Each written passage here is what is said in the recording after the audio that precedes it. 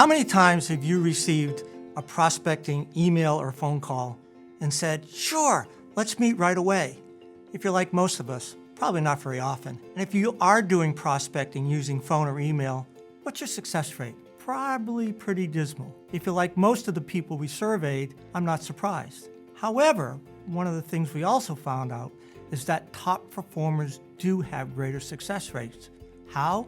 By asking themselves two simple questions before they reach out to someone. The first one is, why act? How have I positioned that meeting for the buyer to get something of value? So they actually will say, yes, I will take that meeting.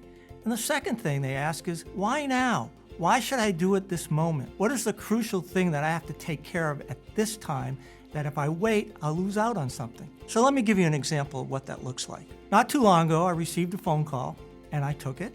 It was a prospecting call. And the first thing the person said to me was, hey, we'd like to meet for an hour. Are you open to that? And I thought, okay, here's my chance to do some coaching. So I asked the person, what would I get from the meeting? And they said, well, you get a chance to hear how much value we can bring to you. And I said, no, that's not going to do it for you.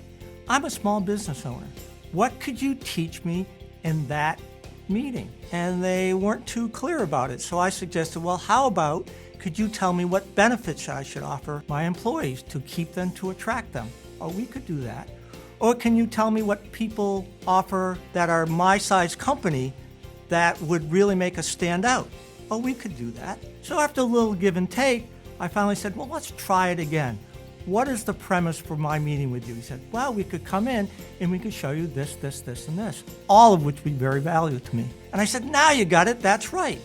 And they said, well, will you take a meeting now? And unfortunately, I said, no, we already have someone who does that for us. But the next call you'll make, you'll be much more successful. If your prospecting efforts are not working, stop selling the product and service.